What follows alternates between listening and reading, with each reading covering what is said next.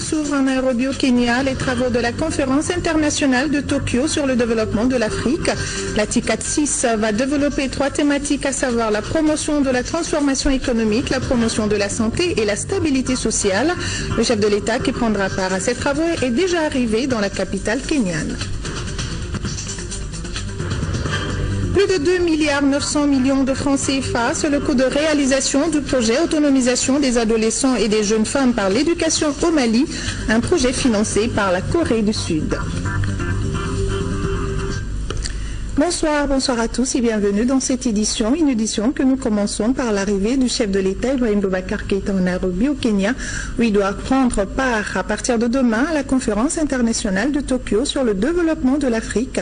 Dès son arrivée, le président de la République a salué l'amitié qui existe entre le Mali et le Kenya. Le chef de l'État a également rappelé l'importance du sommet de la TICAD pour le Mali, au micro de nos envoyés spéciaux, Tembawan, Seydou Sissoko et Amadou Sankari. Laissez remercier nos frères du Kenya pour l'excellent accueil qui m'est réservé, toujours le cas ici au Kenya, un pays qui nous est cher, et combien nous avions apprécié la relation amicale très cordiale entre les présidents Jomo Kenyatta et Modibo Keïta. Et nous sommes dans cette trame aujourd'hui de poursuivre aujourd'hui sous de nouveaux auspices d'heureuses relations entre le Kenya du président Uhuru Kenyatta et le Mali d'aujourd'hui. La TICAD est devenue au fil des ans une occasion de rencontre fructueuse entre le Japon et l'Afrique. Et pour ce qui nous concerne, nous nous en félicitons.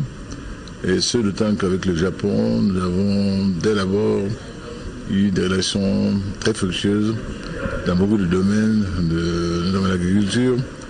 Chaque Malien a entendu parler de Sasakawa, ce que Sasakawa fait dans le domaine de la promotion du monde rural.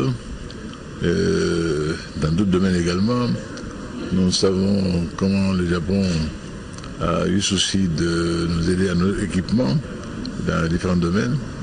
Et nous venons ici aujourd'hui avec beaucoup d'ambition encore de renforcement de la coopération multiforme. Et je me réjouis également à cette occasion de retrouver mes frères de l'ensemble du continent africain.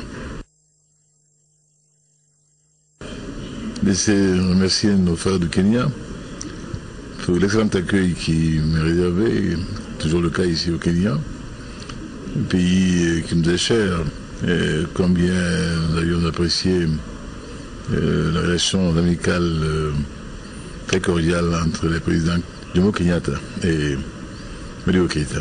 Et nous sommes dans cette trame aujourd'hui de poursuivre aujourd'hui sous de nouveaux auspices d'heureuses relations entre le Kenya du président Uhuru Kenyatta et le Mali d'aujourd'hui. La TICAD est devenue au fil des ans une occasion de rencontre fructueuse entre le Japon et l'Afrique. Et pour ce qui nous concerne, nous nous en félicitons. Et ce, d'autant qu'avec le Japon, nous avons dès d'abord eu des relations très fructueuses dans beaucoup de domaines, notamment l'agriculture. Chaque Malien a entendu parler de Sasakawa, ce que Sasakawa fait dans le domaine de la promotion du monde rural. Dans d'autres domaines également, nous savons comment le Japon a eu souci de nous aider à nos équipements dans différents domaines. Et nous venons ici aujourd'hui avec beaucoup d'ambition encore de renforcement de la coopération multiforme. Et je me réjouis également à cette occasion de retrouver mes frères de l'ensemble du continent africain. Nairobi, la capitale kenyane, abritera à partir de demain les travaux de la conférence internationale de Tokyo sur le développement de l'Afrique. Voyons les enjeux de cette rencontre avec notre envoyé spécial, Amadou Sankari. Le Kenya, c'est ce pays de l'Afrique de l'Est d'une superficie de 580 367 km², avec une population estimée à environ 45 millions d'habitants, qui accueille pour la première fois la conférence internationale de Tokyo sur le développement africain TICAD 6. Et le Mali attend beaucoup de cette rencontre. La coopération avec le Mali avait été suspendue, mais cela a été aussitôt repris en 2014. Et de 2012 à aujourd'hui, l'aide japonaise au Mali dépasse les 80 milliards de francs CFA, investis dans le domaine du renforcement des capacités humaines, la santé, l'éducation, la formation professionnelle, mais également dans le domaine des infrastructures, la santé et beaucoup d'autres domaines dans lesquels l'aide japonaise est active. Et récemment encore, nous avons vu que l'aide du Japon s'étend au secteur de la sécurité. Vous avez dû voir un peu sur les antennes les équipements qui sont promis pour être mis à la disposition de notre ministère de la Sécurité. Et nous pensons que ceci est un domaine extrêmement important aujourd'hui pour le Mali. Réussir cet événement, Nairobi et ses partenaires ont mis les petits plats dans les grands pour accueillir l'Afrique et le Japon. Cette rencontre qui se tiendra les 27 et 28 août va mobiliser plus de 6000 participants. Déjà, les experts ont travaillé sur un document appelé Déclaration de Nairobi. Dans ce document, 3 thématiques se dégagent. Il s'agit de la promotion de la transformation économique, de la promotion du système de santé et enfin de la promotion de la stabilité sociale pour une prospérité partagée. Et c'est à ce niveau que le président de la République, Ibrahim Boubacar Keïta, va animer un panel, une session très attendue ici. Au regard de tous les défis qui se posent à notre pays en termes de paix et de stabilité, que nous avons un message particulier à délivrer à nos amis japonais pour faire en sorte que la paix, la stabilité, le renforcement de la cohésion sociale et de l'inclusivité soient aussi au centre de nos échanges. Pour plusieurs observateurs, la TICAD doit promouvoir les principes de l'appropriation africaine pour les processus inclus dans l'agenda 2063 de l'Union africaine, avec une orientation claire pour fournir des emplois décents et productifs pour les peuples africains, en particulier les jeunes. Et l'espoir se lit déjà sur le visage. Nous quittons Nairobi pour Bamako pour parler de la signature du plan d'opération du projet conjoint UNESCO, UNFPA, ONU-Femmes, financé par la Corée du Sud. Ce projet d'autonomisation des adolescents et des jeunes femmes par l'éducation au Mali est estimé à plus de 2,9 milliards de francs CFA. On en sait plus avec Mahamadou Doumbia. La signature de ces documents par le représentant résident de l'UNESCO et le ministre de l'Éducation nationale marque le lancement du projet relatif à l'autonomisation des adolescentes et des jeunes femmes au Mali. Il est financé par la Corée du Sud jusqu'à hauteur de 2,937 milliards de francs CFA. Le plan opérationnel que nous allons signer, qui fait l'objet de la présente cérémonie, présente des orientations de la mise en œuvre du projet conjoint dans ses grands principaux objectifs. D'abord, le renforcement de la qualité de l'éducation de base, le renforcement de l'éducation à la santé sexuelle et reproductive, à l'hygiène de l'eau et à l'assainissement, le renforcement d'une meilleure prise de conscience de l'importance de l'égalité des genres et de l'éducation des adolescentes et des jeunes femmes par les décideurs et les communautés, et enfin, le renforcement de l'éducation, de l'utilisation des données et des connaissances répondant aux préoccupations des adolescentes et des jeunes femmes en vue de leur autonomisation. Pauvreté chronique, taux élevé de mortalité infantile et maternelle, mariage précoce, tels sont les maux dont souffrent les jeunes filles et les jeunes femmes. Avec ce programme, plus d'adolescentes et de jeunes femmes âgées respectivement de 10 à 19 ans, de 20 à 24 ans, accéderont à l'éducation. Le projet conduira également à réaliser l'objectif de développement durable 3, qui vise à permettre à tous de vivre en bonne santé et promouvoir le bien-être de tous à tout âge. De l'objectif de développement durable 5, qui vise à parvenir à l'égalité des sexes et autonomiser toutes les femmes et les filles. De l'objectif de développement durable 6, qui vise à garantir l'accès de tous à l'eau et à l'assainissement et assurer une gestion durable des ressources en eau. De l'objectif de développement durable 10, qui vise à réduire les inégalités. Et enfin, de l'objectif de développement durable 17, qui vise à revitaliser le partenariat mondial au service d'un développement soutenable et renforcer les moyens de ce partenariat. La première phase de ce programme d'autonomisation des adolescentes et des jeunes filles par l'éducation concerne le Népal, le Pakistan, le Mali, le Niger, le Soudan du Sud et la Tanzanie. Et ce message de condoléances du président de la République, chef de l'État Ibrahim Boubacar Keïta, à son Excellence, M. Joachim Gauck, président de la République fédérale d'Allemagne. C'est avec une grande tristesse que j'ai appris le décès de l'ancien président de la République fédérale d'Allemagne, M. Walter Scheel. L'Allemagne perd un grand homme d'État, une figure qui aura marqué de son empreinte l'histoire de son pays. Nous retenons de lui un homme qui a œuvré pour l'intégration européenne et la réconciliation entre les deux blocs.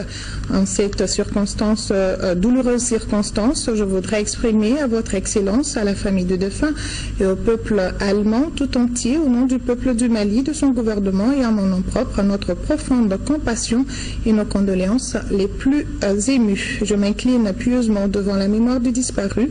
Je vous prie d'agréer, Excellence, Monsieur le Président, les assurances de ma très haute considération, signé Ibrahim Boubacar Keïta.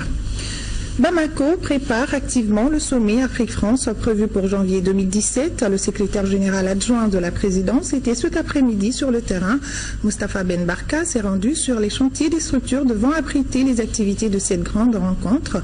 Le Centre international de conférences de Bamako figure parmi les structures visitées, visite suivie par Agali Aguissa. C'est en compagnie de certains membres de la Commission nationale d'organisation du sommet Afrique-France 2017 que le secrétaire général adjoint de la présidence a fait le tour des infrastructures devant abriter le sommet en janvier 2017. Les travaux avancent à la satisfaction de tous. Nous avons visité tous les chantiers qui rentrent dans le cadre de l'organisation du sommet Afrique-France de janvier pour nous enquérir vraiment de voir de visu l'avancée des préparatifs à tous les niveaux, au niveau de l'aéroport, au niveau des hôteliers, au niveau du CICB. Et nous sommes heureux de voir qu'il y a quand même des avancées notables. C'est vrai qu'il y a certains chantiers qui peuvent avoir des difficultés qui sont communs à tout chantier, mais tous les entrepreneurs qui sont sur place, toutes les personnes responsables concernées par les travaux sont engagées à la réussite de ce sommet-là. Le Centre international de conférence de Bamako fait partie des infrastructures visitées. L'état d'avancement des travaux rassure. Dépendamment des infrastructures, nous avons tous dépassé sur la plupart des chantiers les 70%. Il faut comprendre qu'il y a certains chantiers qui peuvent être aujourd'hui à 30%, mais les infrastructures qui sont en route, dès qu'elles arrivent, font monter le taux d'avancement à plus de 80%. Donc, nous sommes quand même relativement avancés sur la plupart des chantiers. Nous gardons encore beaucoup de vigilance sur l'avancée des travaux, raison pour laquelle nous faisons nous-mêmes des visites de sites de chantier, afin d'une part de nous assurer de l'avancée des travaux, mais également d'encourager ceux qui sont sur site. La visite a permis au ministre Moustapha Ben Barka de s'enquérir des difficultés et de l'engagement des entrepreneurs sur le terrain. Vernissage de l'exposition des orfèvres du Mali. Il s'agit des œuvres de créateurs maliens primées à travers le monde ces 10 dernières années. C'est une dynamique de mobilisation pour le sommet Afrique-France 2017. La manifestation a été ouverte par le ministre de l'Artisanat et du Tourisme. La centaine d'articles et pièces présentées va de la bijouterie à la sculpture en passant par le tissage et le bogolan. Le compte-rendu de Moïse Traoré. Cette exposition vente propose une centaine de pièces et d'articles de maroquinerie, de sculpture, de bijouterie, de tissage et de bogolan. Ces œuvres d'artisans maliens ont été primées les 10 dernières années dans des salons à travers le monde. La représentation est intitulée « Les orfèvres du Mali ».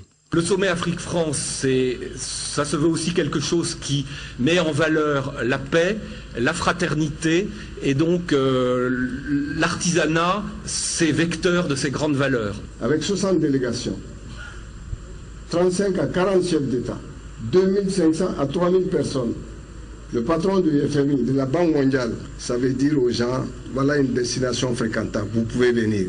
Ce message fort va faire que ceux qui ont l'argent vont venir. Et lorsque ceux qui ont l'argent viennent, la masse monétaire en circulation augmente, chacun touche un peu d'argent. Le président de la Chambre des métiers convient que l'événement international soit de nature à conférer une meilleure visibilité au secteur de l'artisanat. Les œuvres exposées au Musée national pendant 5 jours sont le fruit de la créativité d'une vingtaine d'artistes et d'artisans.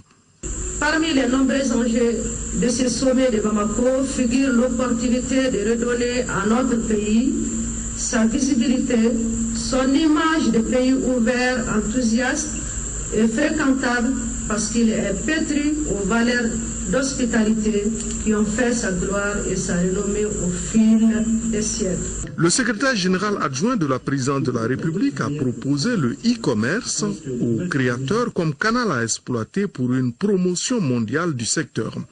Le groupe Amanar et la cantatrice Nawa Doumbia ont gratifié le public de quelques aspects de la variété musicale du pays des grands empires.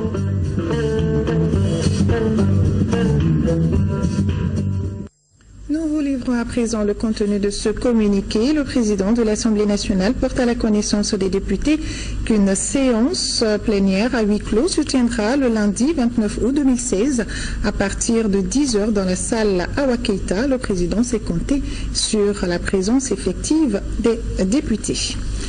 Faisons à présent connaissance avec la Cour pénale internationale CPI avec nos envoyés spéciaux à la haie, Mohamed Jarrah et Souri Ibrahim Keïta.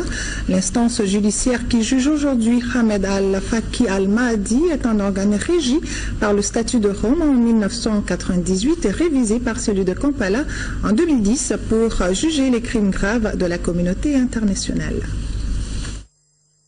Là concernant, vous entendrez ICC, International Criminal Courts, ou CPI, c'est toujours elle, la Cour pénale internationale. Le 17 juin 1998, 120 États adoptent le statut de Rome. Une étape historique est franchie et le fondement juridique de la création de la CPI trouvé. Elle voit officiellement jour le 1er juillet 2002 avec l'entrée en vigueur du statut et sa ratification par 60 pays. En 2010 à Kampala, en Ouganda, le statut est révisé mais avec les mêmes missions. Juger les plus graves crimes qui touchent la communauté internationale comme le génocide, les crimes contre l'humanité, les crimes de guerre, mais seulement lorsqu'ils sont commis après le 1er juillet 2002, compétences élargies sur les crimes d'agression par le traité de Kampala. La Cour pénale internationale a été créée par un traité international, le statut de Rome, qui donne compétence à la CPI pour ce qui concerne les crimes de guerre, crimes de génocide ou crimes contre l'humanité, qui seraient commis sur le territoire d'un État qui a accepté la compétence de la CPI ou qui a ratifié le statut de Rome, ou par les citoyens d'un tel État. Mais il y a également une autre possibilité, c'est lorsque le Conseil de sécurité saisit la CPI de la situation dans un pays qui peut-être n'a pas reconnu la compétence de la CPI.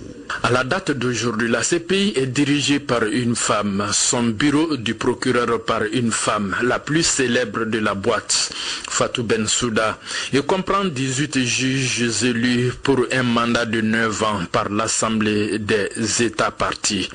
L'instance juridique qui a son siège à La Haye, aux Pays-Bas, utilise un personnel de 800 membres venant d'une centaine de pays.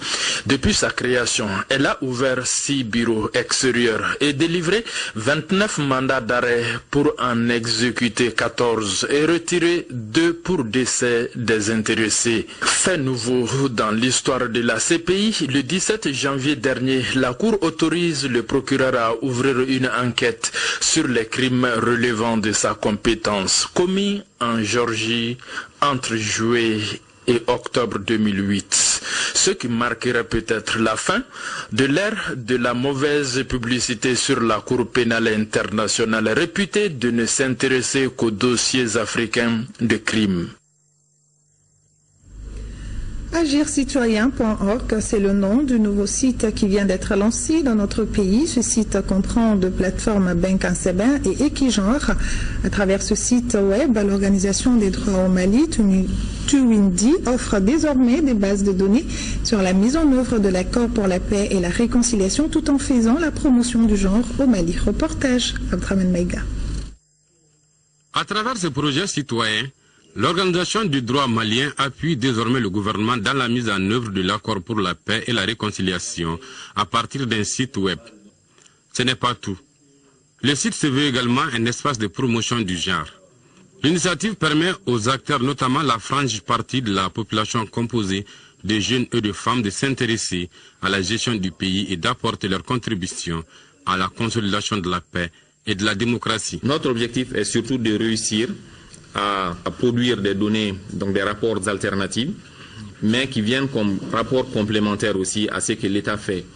Et nous voulons surtout que ces outils soient des interfaces qui vont désormais aider à la prise de décision et également au plaidoyer quand cela sera nécessaire. Pour la mise en œuvre de ce projet important, Tunisie met en place un site accessible sur http://agircitoyen.org. Ce site comprend 2 plateformes qui ont pour nom Benkanseben et Ekijar.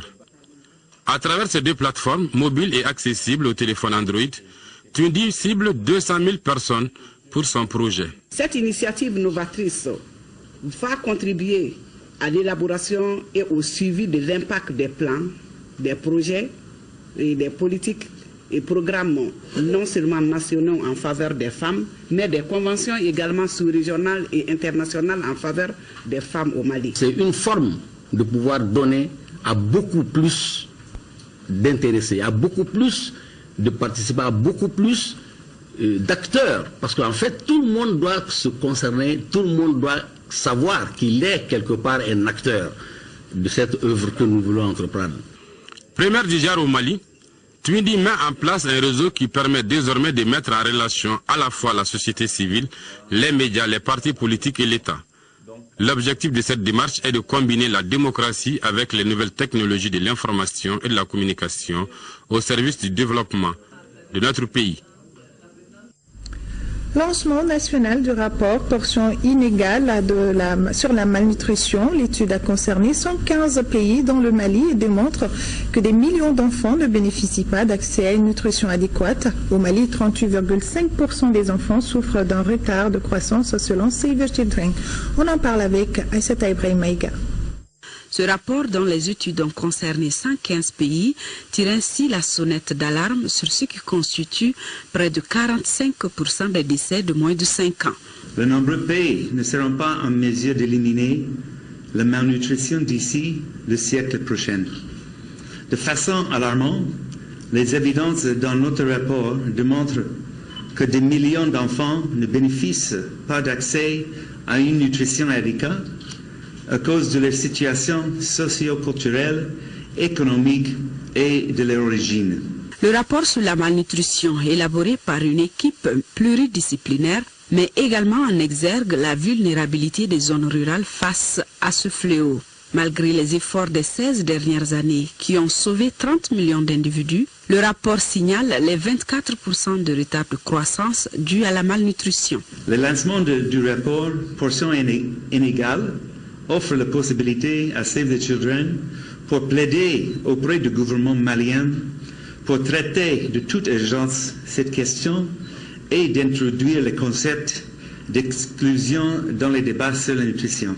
Ce rapport ainsi lancé, Save the Children Mali lance un message aux acteurs du domaine de la nutrition pour un engagement de tous pour une meilleure réorientation des activités de lutte contre la malnutrition.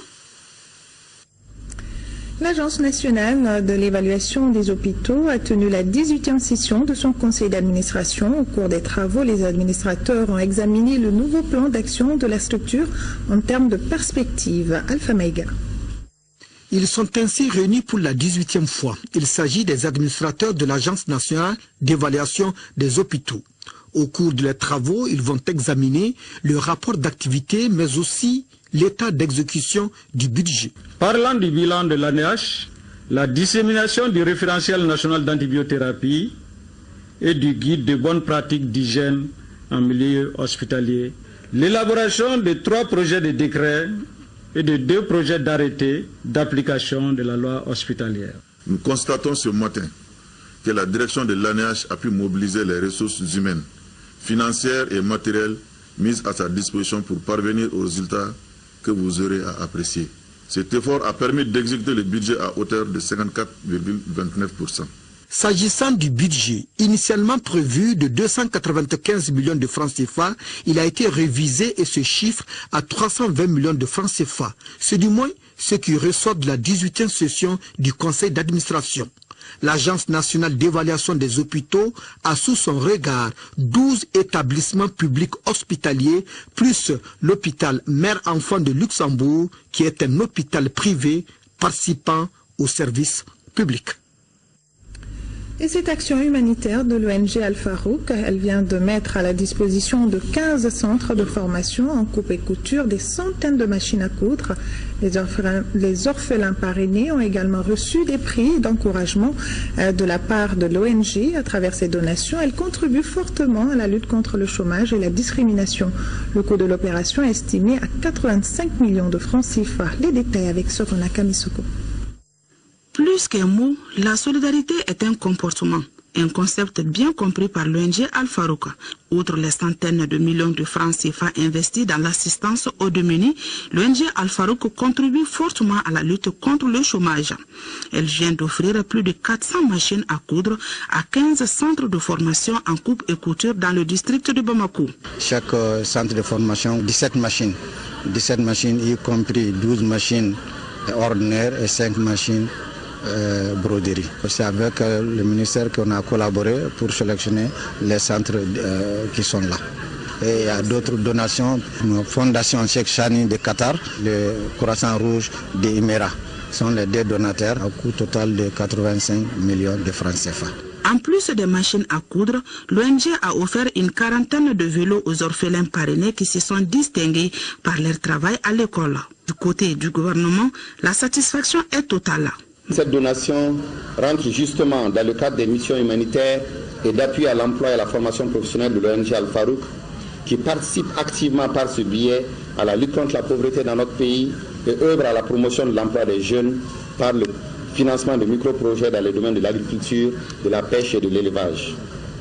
Nous nous réjouissons également qu'Al-Farouk soutienne d'autres activités génératrices de revenus, toutes choses qui témoignent de bonnes relations qu'elle entretient avec le gouvernement du Mali. Présente au Mali depuis plus d'une vingtaine d'années, l'ONG Al-Farouk évolue dans divers domaines tels l'enseignement, la santé, le social et l'humanitaire. Également dans ce 20h, entrée politique du parti CODEM, Convergence pour le développement du Mali, à Banco, dans le cercle de Bougouni. Il s'agissait pour la CODEM d'inviter les militants à œuvrer pour le bien-être de la population. Les responsables du parti ont été également témoins de l'inauguration de 2 ponts sur la RN9 réalisés par la diaspora, par les ressortissants aux États-Unis de la... voilà donc toutes nos excuses par les ressortissants de cette localité aux États-Unis. Voilà, j'y arrive. Envoyé spécial Barakou Maïga et Nouhoum Sissoko. Cette rentrée politique du parti CODEM, Convergence pour le développement du Mali à Banco, dans la commune rurale de Garalo, cercle de Bougouni, vise à partager la vision du parti avec la base. Il s'agit également de mobiliser les militants pour dynamiser la formation politique dans la localité. Faire en sorte que le parti au niveau de la commune de Garalo puisse aller de l'avant. Les militants de la CODEM doivent avoir une motivation, en tout cas, pour la consolidation du parti dans l'intérêt des populations. 2 ponts réalisés sur la route nationale 9 à Serantila et Banco par l'association Benkadi de la diaspora de Garalo aux États-Unis d'Amérique ont été inaugurés. Cette œuvre cadre avec la devise du parti « Comptons d'abord sur nos propres forces ». La route n'est pas bonne. J'ai pris la décision, j'ai parti voir le maire, j'ai parti voir le commandant. J'ai dit ok, je vais faire mon devoir, arranger le pont. Il a dit, il n'y a pas de problème, il faut partir voir. Mais il y a des gros camions avec le chauffeur, je vais te donner ça et va t'aider. L'importance des 2 ponts est capitale pour l'intérêt économique et social pour la commune de Garalo, et surtout pour Bougouni Sud. Donc ça permet l'évacuation de nos produits locaux, notamment les arachides, le maïs, les gombos. Le parti de la Quenouille a invité ses militants à plus d'initiatives afin de contribuer au bien-être de la population malienne. Fin accueil de la visite de représentants de l'UNICEF au Mali, c'était pour voir les activités réalisées par le bureau UNICEF de Caille en matière de communication contre l'excision et le mariage précoce des enfants dans le village de Madina et les activités d'appui en termes de formation pour une gestion efficiente de l'école à Séguéla. Mahamadou Alioubari.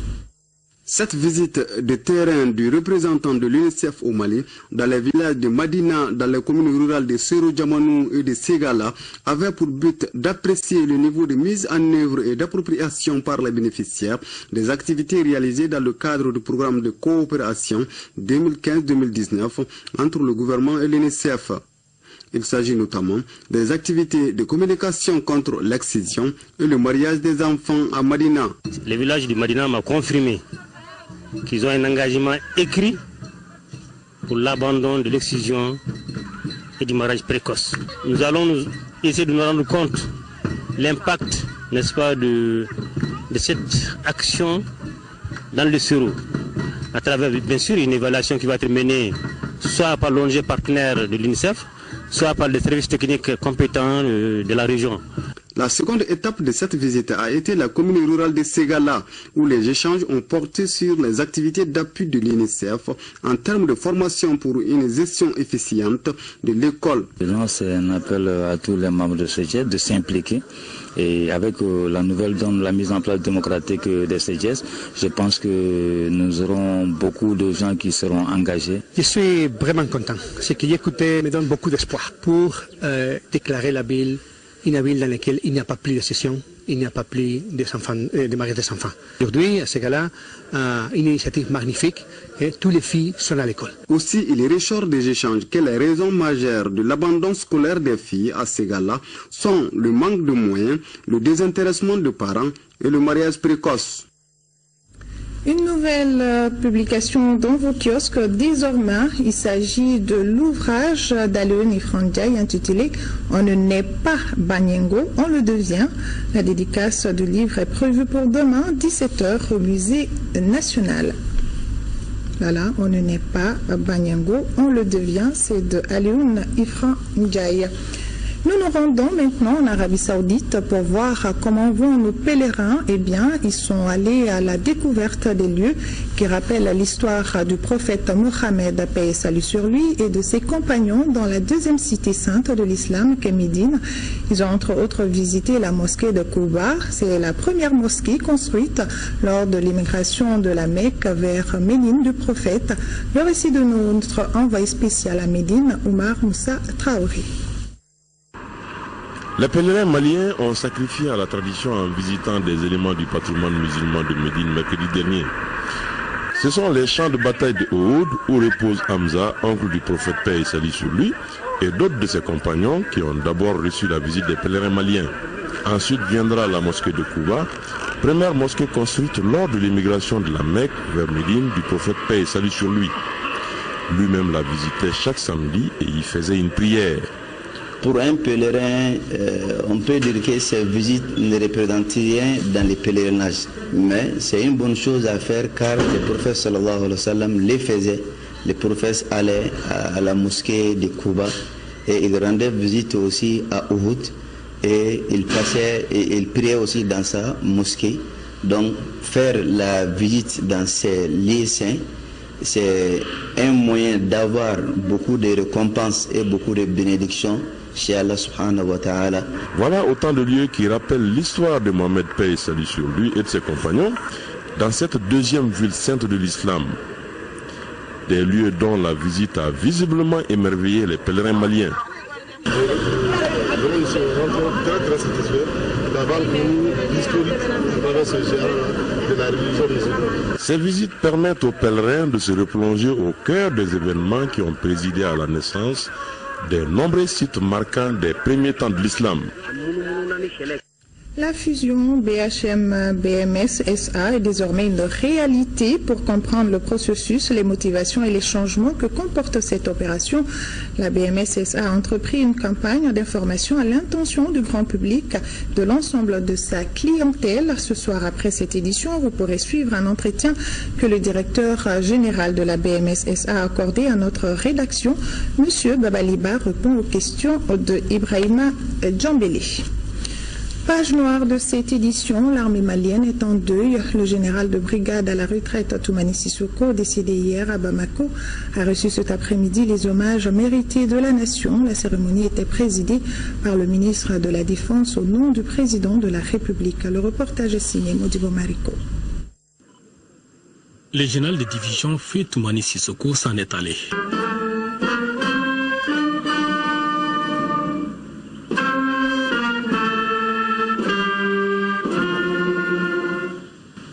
Un officier supérieur à la carrière remplie de dévouement pour son pays. Né vers 1947 à Kankoulou dans les cercles de Caille, Toumani Sissoko fut incorporé dans l'armée comme engagé volontaire le 10 novembre 1969. Après sa formation d'officier à l'EMIA, promotion générale Abdoulaye Soumaré, M. Sissoko fut affecté au 10e bataillon et c'est là que commence pour lui une longue carrière ponctuée de grades. Il assume des responsabilités suivantes.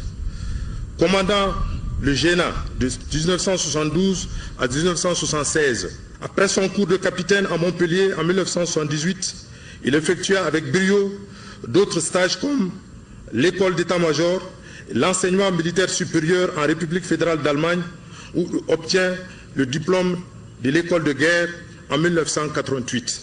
Chef d'état-major général des armées de 1992 à 1995. Attaché militaire à l'ambassade du Mali en Chine, ambassadeur du Mali au Burkina Faso, ambassadeur du Mali au Ghana.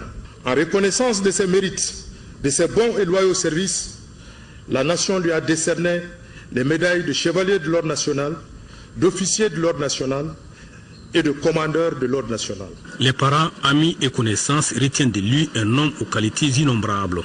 Fait général, Toumani Sissoko a été mon ami pendant 25 ans. Ces 25 ans m'ont permis de constater 3 vertus cardinales: l'humilité, la fidélité, la bonté. Au nom de la famille, nous vous remercions. Toumani était un frère. Il a su consacrer toute sa vie à aider et à faire valoir ses compétences à ceux qui l'ont besoin. Au nom de son Excellence, Monsieur le Président de la République, grand maître des ordres nationaux, au nom des membres du Conseil des ordres nationaux et à mon nom propre, je présente à la famille et aux parents, amis, alliés, collaborateurs et sympathisants de l'Ulysse disparu, mes condoléances les plus émues. Aux prières de tes épouses, de tes enfants, de tes proches et de tes nombreux accompagnateurs, nous joignons les nôtres pour que le Tout-Puissant t'accueille dans son royaume. Merci d'avoir été notre ami de promotion. Nous ne t'oublierons jamais. Le général de division est parti sans vraiment quitter ce monde dans lequel il a été un modèle pour la nouvelle génération. Il repose désormais au cimetière de Amdalaï. Le général de brigade à la retraite Toumani Sissoko a reçu les hommages hier après-midi de la nation. Dors en paix, papa Toumani. C'est la fin de cette édition. Merci à vous de l'avoir suivi. Bonne soirée à tous et à demain, même heure, même plateau.